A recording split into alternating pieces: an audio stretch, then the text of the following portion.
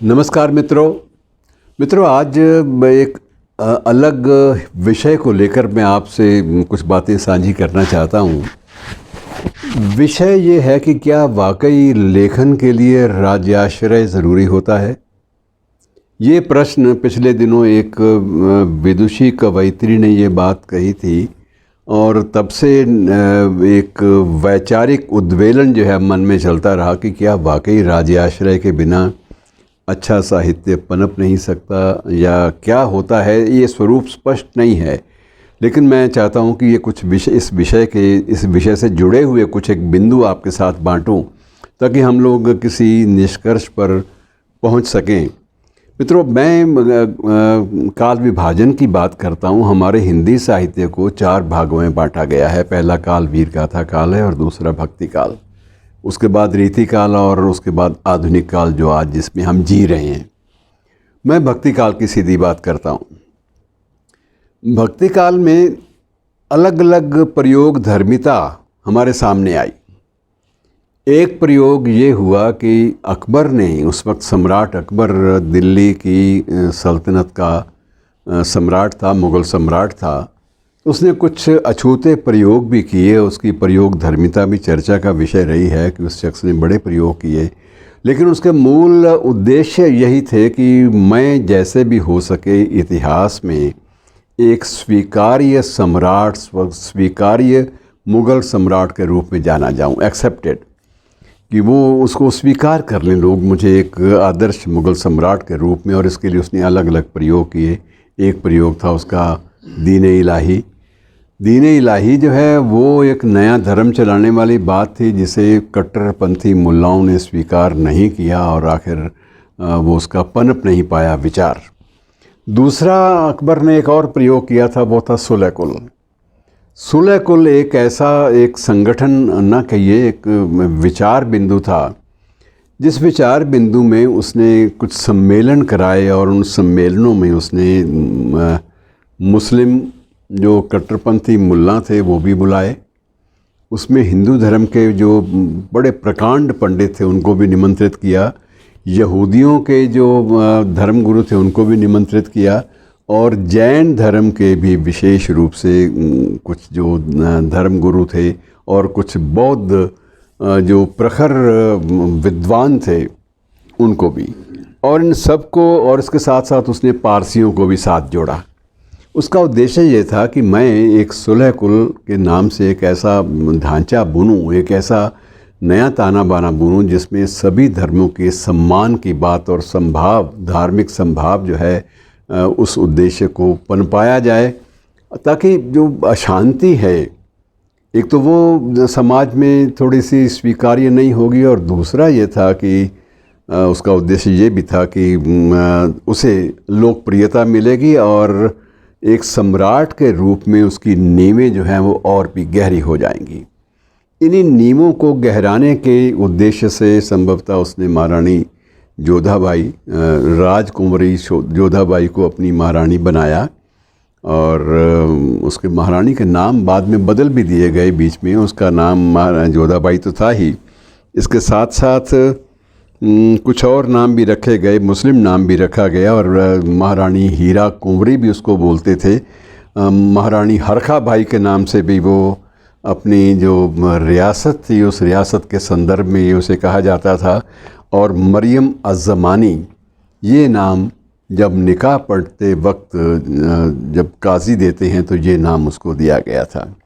लेकिन उसके बावजूद उसने ये प्रयास अकबर ने किया कि कहीं पर ऐसी गंध ना आए जिससे ये एहसास हो, ये एक एहसास जागृत हो, कुनमुनाने लगे कि अकबर ने धर्म परिवर्तन कराया है। तो उसने फ़तेहपुर सीकरी के, अपनी जो राजधानी उन दिनों थी, फ़तेहपुर सीकरी के महल में एक अलग से मंदिर, कृष्ण मंदिर स्थापित किया ताकि महारानी जोधाबाई अपने जितने भी धार्मिक जो रस्म व रिवाज हैं उनके मुताबिक अनुष्ठान अपने कर सके। और ये भी एक नियम बना दिया कि जन्माष्टमी और नवरात्रों पर स्वयं अकबर जोधाबाई का साथ देगा व्रत में, और रोज़ों के दिनों में महारानी जो है वो अकबर का साथ देगी। तो इस प्रकार से उसने प्रयास बहुत किए लेकिन इन प्रयासों के बावजूद जो सबसे बड़ी बात मुझे जिसका उल्लेख मुझे आपसे बांटना है कि इन सब प्रयासों के बावजूद अकबर साहित्य के मनीषियों को अपने साथ जोड़ नहीं पाया। रहीम उसके दरबार में नवरत्नों में थे, ये बात अलग है, और तानसेन भी थे। तानसेन संगीत तक सीमित थे और रहीम भले ही उसके दरबार के नवरत्नों में थे, लेकिन उनका उल्लेख भारतीय साहित्य के संदर्भ में लीक से हटकर किया जाता है। उनके साहित्य में कहीं भी आपको ऐसा भाव नहीं मिलेगा जिसमें राज्याश्रय की प्रशंसा या राज्याश्रय पर निर्भर रहने की जो बात हो उभरती हो, ऐसा कहीं नहीं आया। रहीम बड़े मस्त कवि थे। उनकी चीज़ें, उनकी जो कविताएं हैं, उनके दोहे हैं, उनका आज भी उनको बार बार एक कहावत के रूप में उसका इस्तेमाल करते हैं। और जब कभी कोई मानवीय दृष्टिकोण आता है तो भी रहीम उसमें आ जाते हैं, और रहीम के बिना कई बार हम अपने जीवन की बहुत सारी अनुभूतियों को अनकहा महसूस करते हैं। उन दिनों में कुंभनदास भी थे, सूरदास भी थे। सूरदास जन्मांध थे या नहीं थे ये बहस का मुद्दा है, लेकिन जब अकबर उनसे मिलने गया तो वो देख नहीं सकते थे, वो अंधे थे, वो नेत्र ज्योति से विहीन थे। और वो नेत्र ज्योति से विहीन होने के बावजूद जितना कुछ वो रच जाते थे, जितने भी दोहे वो पढ़ जाते थे, जितने दोहे गा लेते थे, जितने पद गा लेते थे, वो सूर की पदावलियाँ जो हैं आज भी हमारे भारतीय हिंदी साहित्य का एक अनूठा एक प्रकार से चैप्टर हैं, अध्याय हैं। उनको निकाल कर हिंदी साहित्य की परिकल्पना नहीं की जा सकती, विशेष रूप से भक्ति काल की। अब सूरदास के पास भी गए अकबर, तानसेन उनको लेकर गए थे, और वहाँ सूरदास से भी उन्होंने आग्रह किया कि आप राज दरबार में आइए, हम आपका सम्मान करेंगे और आपको बड़े सम्मान से आपको सारी सुख सुविधाएं मिलेंगी, जो भी आप कहेंगे। आपके जो धार्मिक मूल्य हैं, धार्मिक आस्थाएं हैं, उन पर कोई चोट नहीं पहुंचेगी और आपके पदावली का पूरा प्रचार व प्रसार होगा। लेकिन सूरदास का भी उत्तर यही था कि मैं तो एक ही व्यक्ति का, एक ही अवतार का, कृष्ण का ही आश्रय लेता हूँ। किसी और आश्रयदाता के साथ लगना भी, जुड़ाव जो है, मुझे संभव नहीं लगता, मेरी सांसों की डोरी थम जाएगी। और यही कुंभनदास के वक्त में हुई यही बात, कुंभनदास ने भी यही बात दोहराई कि संतन को कहाँ सीकरी सो काम। तो ये ऐसी चीज़ें जो प्रकट रूप में हमारे सामने आती हैं। और उसी काल में गोस्वामी तुलसीदास का भी जिक्र आता है। गोस्वामी तुलसीदास ने ऐसा अमर ग्रंथ रचा जो आज भी कमोबेश प्रत्येक भारतीय परिवार में, विशेष रूप से सभी हिंदू परिवारों में वो ग्रंथ किसी न किसी रूप में मिल जाता है। मेरी मुराद है रामचरितमानस से। और कहीं आपको उसका सुंदरकांड मिल जाएगा, कहीं उसकी छोटी प्रति मिल जाएगी, कहीं बड़े आकार की मिल जाएगी। लेकिन रामचरितमानस हमारी भारतीय मनीषा का एक अकाट्य अंग है। उसको हम काट कर अपने परिवेश पर पूरी तरह से हम परिवेश को अधूरा महसूस करेंगे। विनय पत्रिका उनकी, वो भी इतनी सशक्त रचना है, कृति है। और बहुत सारी अन्य कृतियाँ जो हैं उनकी, वो बहुत ही सशक्त हैं। और हिंदी साहित्य के भक्ति काल में वही उल्लेख आता है कि सूर्य थे, और सूर तुलसी शशि। तुलसी का जो पद था वो चंद्रमा का था, और केशव का जो था वो उड़गुन के अनुसार था। चमक सबकी थी। सूर तुलसी शशि उड़गुन केशव दास, अब के खबी खद्योत्सम इत उत्कर्त प्रकाश। तो ऐसी पंक्तियों के माध्यम से ये चीज़ें सामने आई। ये सारे जो कवि थे, ना कबीर को राज्य आश्रय की ज़रूरत थी, वो मोहताज नहीं थे, ना ही तुलसीदास को राज्य आश्रय की आवश्यकता महसूस कभी हुई, ना ही सूरदास को कभी हुई। इनमें से किसी भी का, ना ही कुंभनदास को, न नंददास को, जो भी भ्रमर गीत की परंपरा में जो 8 कवि आते हैं अष्ट छाप के, किसी भी कवि को राज्य आश्रय की ज़रूरत महसूस नहीं हुई। और उस काल में जो साहित्य रचा गया, उसी के आधार पर उस काल को हिंदी साहित्य का स्वर्ण युग कहा जाता है।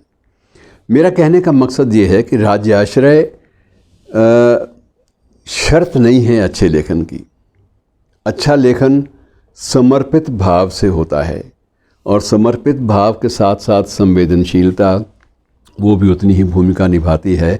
और भाषा का ज्ञान, भाषा पर पकड़ और अपनी बात को कहने की क्षमता, अभिव्यक्ति की क्षमता, ये सबसे बड़ी बातें होती हैं जो इसमें काम आती हैं लेखन में। और यद्यपि अकबर जैसे सुहृदय लोगों ने इस बात का प्रयास भी किया, कभी सुलह कुल के माध्यम से, कभी नवरत्नों के माध्यम से, कि किसी भी रूप में इस देश में जो धर्मपरायण लोग हैं उनको जोड़ा जाए और उनको राज्य आश्रय स्वीकार करने के लिए प्रेरित किया जाए। लेकिन अकबर सफल नहीं हुआ, और अकबर की असफलता के बावजूद भक्ति काल के कवि अपनी रचनाओं में, अपने सृजन के आधार पर बिल्कुल एक स्वर्ण युग में चले गए। और उनकी जो स्मृतियां हैं वो इसलिए कालजयी कही जाती हैं कि आज भी उन्हें न भुलाया जा सकता। आप अंदाज़ा लगाइए कि सूरदास दिव्यांग थे, एक प्रकार से दिव्य दृष्टि के स्वामी थे, मतलब उनके पास दृष्टि नहीं थी, दृष्टिविहीन थे। सो दृष्टिहीन व्यक्ति ने एक सूर सागर जो उनका जो मुख्य ग्रंथ है, उनके 3 ग्रंथ माने जाते हैं, सूर सागर, साहित्य लहरी और सूर सारावली।